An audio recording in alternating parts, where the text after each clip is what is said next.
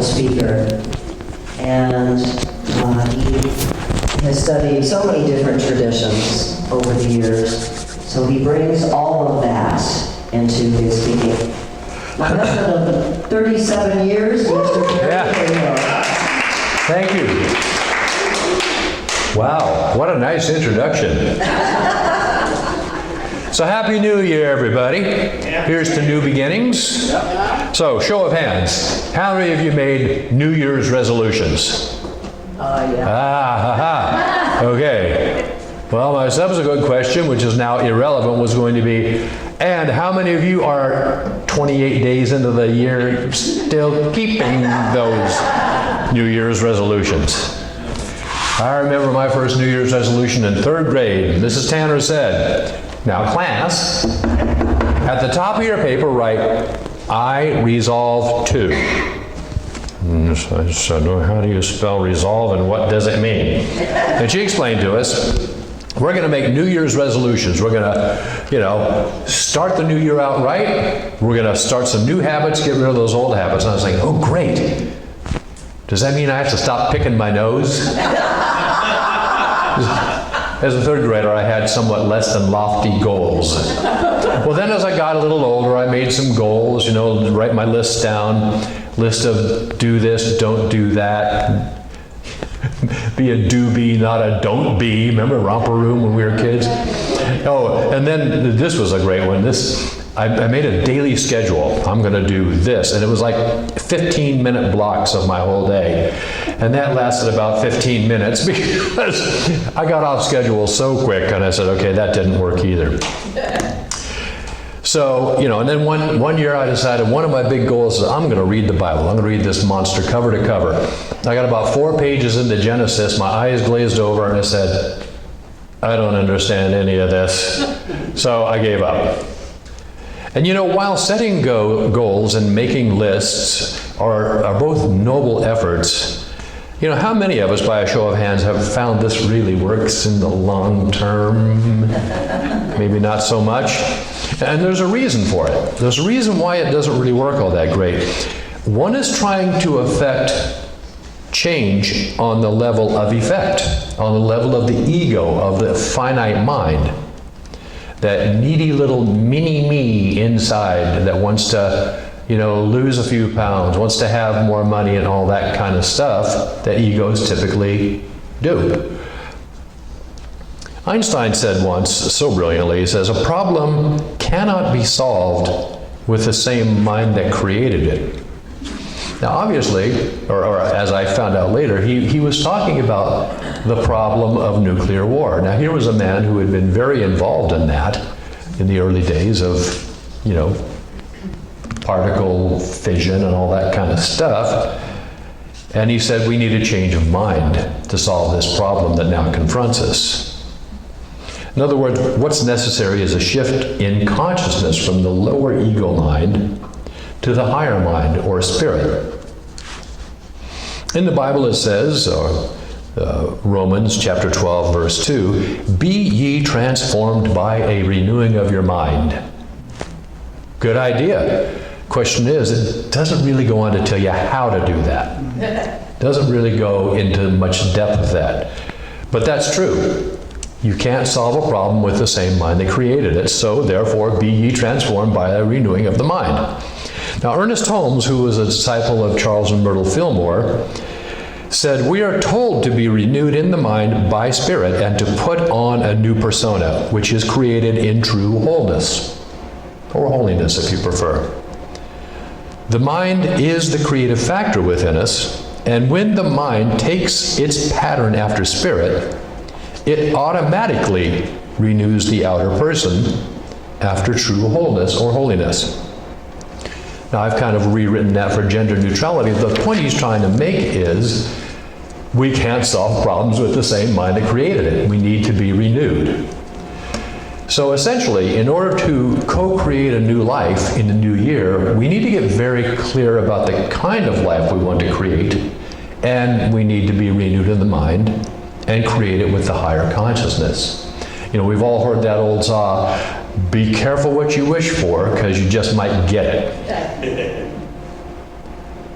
Now perhaps, for many of you, your life is going great and you wouldn't change a thing. Congratulations, you've already been using this teaching, this philosophy, even though you might not have realized it on a conscious level. Or maybe your life has been very good, but there's a few minor changes you might want to make. Lose a few pounds, gain a few dollars, that sort of thing. But basically, you can't complain. Maybe I find myself sort of in that boat. As Joe Walsh once said in his hit song, "Life's been good to me so far. I can't complain, but sometimes I still do." Isn't that a great line? Now, at the other end of the spectrum, perhaps you'd like a completely different life. Maybe you're thinking like, how the hell did I end up here? I don't think too many people in this room are like that, but you all know somebody who's been there. And I've been there, and I've done that. My life was not the greatest life back when I was a young man. And having been exposed to this philosophy and many others, it's really turned the corner. But in any case, the good news is simply this. You have the power to make any changes you want to make. And you don't, this is the good news too, you don't have to do so with this kind of grim nose to the grindstone determination. That would be forcing it. That would be coming from the plane of the ego. But this teaching, this metaphysical teaching that we're all involved in, gives us a much more elegant and effective tool to create the life we want to create. And it's known as either, depending on your practice, spiritual mind treatment or affirmative prayer. Now, to many of you who have been around this a while, what I'm going to talk about today is a little different than the real straight orthodox way of doing things. But it's essentially the same in its essence. It just might have a different emphasis. Essence the same, emphasis different. So hang in there, it's all good. And I guess my point in this is, if you make one New Year's resolution this year, this would be a good one. Because this is kind of the umbrella that covers all the others. And on a day like this, an umbrella might be a good thing. Okay, so we'll start with point number one. Start with point number one. There is, and like our affirmation, there is one God, or if you prefer, spirit, and here's the key, we are one with that.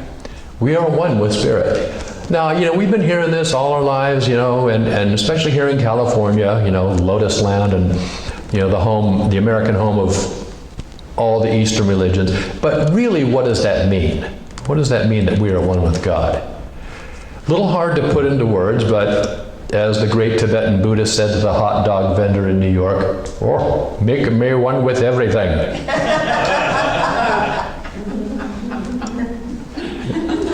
No, that's not what we're talking about. Okay, so I'm going to kind of break it down for you here. I'm going to go Mr. Science for a minute here. Imagine your body is made up of, as we know, mostly water, right? What is it, 70% water or something like that by mass? So in the water everywhere and in your body, there's this thing called the hydrogen atom. There's two of those for every oxygen, right? H2O. If you could enlarge that hydrogen atom to where the nucleus, the one proton, is the size of a golf ball, the electron would be a grain of sand about half a mile away. That's how much space there is in every atom in your body. Okay, so starting with that minor premise, my major premise is that space is filled with spirit. What else could it be? It can't be nothing. There has to be something in there, otherwise the atoms would implode. You have a positive and negative particle, they would be attracted. So what's filling that space? I see spirit. And of course, centrifugal force has a little bit to do with it. The electron's going really fast. But the point is this: you are filled with spirit in the space of your atoms. It permeates you up and down, in and out, through and through. And you can actually get to a point of feeling that, as we started to in the meditation today. The aliveness within you, the tingling in your hands, is the bridge between the material and physical. In some schools they call that the etheric or life force body. And you can actually feel that. And to the degree that you can feel this and get in touch with that, this will determine the effectiveness of your affirmative prayer. So that's a good place to start. Feel into the oneness with Spirit. Now, number 2, from that place, knowing and understanding our oneness, we impress upon the mind a clear vision of what it is we want. Stated, and this is very important, in positive terms. Be careful to avoid thoughts such as, oh, I don't want to be sick or broke or lonely anymore. Rather, envision and affirm yourself having abundant energy, radiant health, financial prosperity, great harmonious relationships, and anything else you can hold in your consciousness as a vision, as if it were real. As if it were real. Allow yourself to feel yourself having the life you want. Step 3, release this vision back to God or Spirit, knowing that as ye believe, so shall it be done unto you. Have and give gratitude to Spirit for all that is good in your life right now, and for the increase that is to come in all areas of your life. Give thanks in advance. Give thanks in advance. The attitude of gratitude is the most important thing in manifestation. And if you want to manifest a good life, a better life, a perfect life, start with gratitude for where you are right now, and start with gratitude for knowing that as you believe, so shall it come to pass. Step 4, as you go through your day, pay attention to the little clues that life begins to place in front of you. Look for the meaningful coincidences, the synchronicities, and follow that trail of breadcrumbs. There's a great story of Carl Jung, the psychologist, who was dealing with a woman who had incredibly intense anxiety and difficulty sleeping. And she said, when I do fall asleep, I have this recurrent dream about a bumblebee chasing me around and buzzing about my head. As she's telling him this, he hears this little on the window. Turns and looks, and there's a bumblebee trying to get into his office. And he noticed a lot of other things like that in life. That was the one that really caught my eye. Is, wow, he's dreaming about bumblebees, and here it comes. And he even coined a term for this, synchronicity. What will happen as you begin to impress this vision upon Spirit is you will be guided. You might be thinking, for example, I'll just pull one out of the air here. Yeah, I'd really like to meet someone, you know, maybe you're a single person, you'd like to be in a relationship. Well, then a friend of a friend says, hey, you know, I just met this guy, he's really, or this gal, and he or she is really, really a wonderful person, and, you know, just lost his or her spouse. Well, that's interesting. Maybe I should meet this person. And pay attention to those things. Maybe you're looking for a better career path, or you know somebody who is. Listen to that still small voice that says, pick up the phone and call an old friend. And then the friend says, hey, guess what? We're hiring at our company. I think you'd be perfect for this job. Things like that will begin to manifest in your life if you follow the trail of breadcrumbs. Now, step 5, you gotta act. You can't sit there and meditate yourself into a perfect life. That's a good place to start. But when you hear this still small voice, or you see these synchronicities start to show up, take action. Follow that inner voice telling you, for example, to join a gym, eat more plants, less animals, less processed foods, start a side hustle, doing something that you love to earn greater prosperity. Delene and I have a good friend named Mark. He's a phenomenally great guitar player. And he has a little side hustle. He was watching the Barrett Jackson car auctions on TV where they have these really high-end, multi-million-dollar Goldwing Mercedes kind of cars for sale.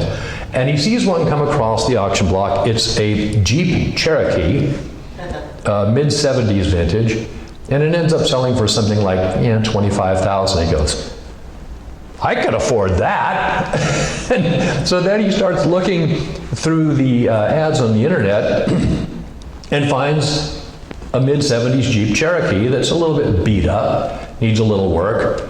So he buys it, puts some new tires on it, has his mechanic go over all the internals, does a total detail in the interior and the outside, and ends up making a couple $1,000s doing this, when he sells it. And over time, he's made tens of thousands of dollars doing this little side hustle, and he loves it. He loves Jeep Cherokees. He loves old, 60s, 70s era Jeeps. So that's his thing. Maybe that's not your thing. It's not my thing. But something will show up if you're affirming for a path to greater prosperity. Pay attention. Take action. Step 6, and this is the final step. Repeat the process every day. When you first wake up in the morning and you're laying in bed, and you're in a really relaxed state, feel the oneness with Spirit. Imagine the life you want to create. And then have your cup of coffee. And do the same thing as you drop off to sleep at night. We're talking a grand total of like 10 minutes a day, 5 in the morning, 5 at night. If you do this, you will begin to see things change in your life for the positive, for the better. And you don't have to make a big to-do list about it. You don't have to, get all wound up about it. Allow it to flow and then watch for the clues. Now, sometimes when you're trying to do this process, the mind has a mind of its own, and you may be concerned with, I've got to do this, that, and the other thing today, or why am I doing this? It never works, blah, blah, blah. Forget about that. Set it aside and just move forward in faith. This is an age-old practice that people have been doing for millennia. It works. And put it to the test. At the very least, become a scientist about this. Check it out for your own self. See if it does work. But be consistent with it. Give it a month and see what's changed in your life. So let's kind of take a moment here and run through the process real quickly, okay? This will be the Cliff Notes version because I'm almost out of time. All right. So like we did earlier, feel into the body. Feel the energy in your hands. Feel the entire body as one alive energy field.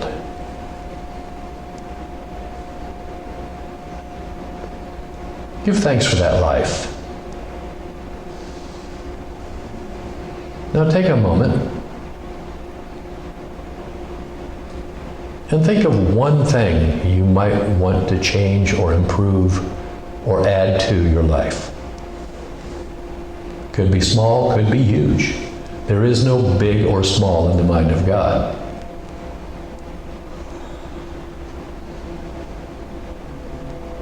And imagine yourself that thing you desire is already here. Is already in your life in full bloom. Feels pretty good.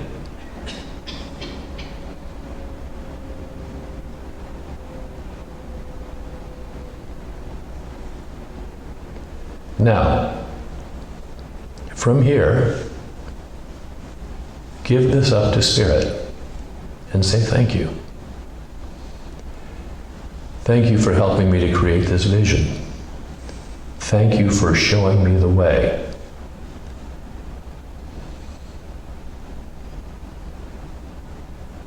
Thank you for giving me the tools to make this a reality.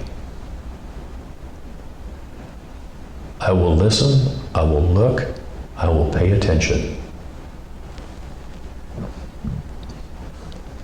And if I feel called to action, then I will take the action. Thank you, Father and Mother God. Thank you, Spirit. So that's it. Remember, there's no big or small in the mind of God.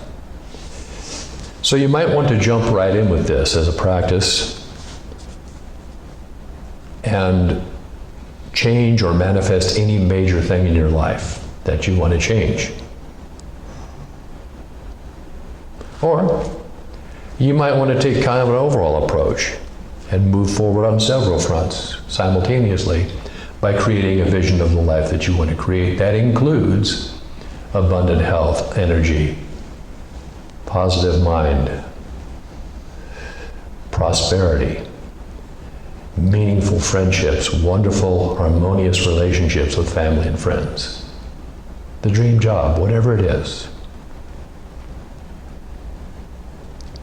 And remember this above all else. The universe gives back to us what we put into it. And God wants His children to be happy, healthy, wealthy and wise, fulfilled, enlightened. Wants for there to be peace on earth, but gives us the option of using our free will in the opposite direction. So, the choice is yours. Create the life that you want to create. Take 5 minutes every day and see what happens. So, that pretty much wraps it up for me. I think that covers the bases. If you have any questions or if you want a copy of the steps, I'll be happy to share that with you. But I think for now, let us just go forward in the service and say with me, and so it is.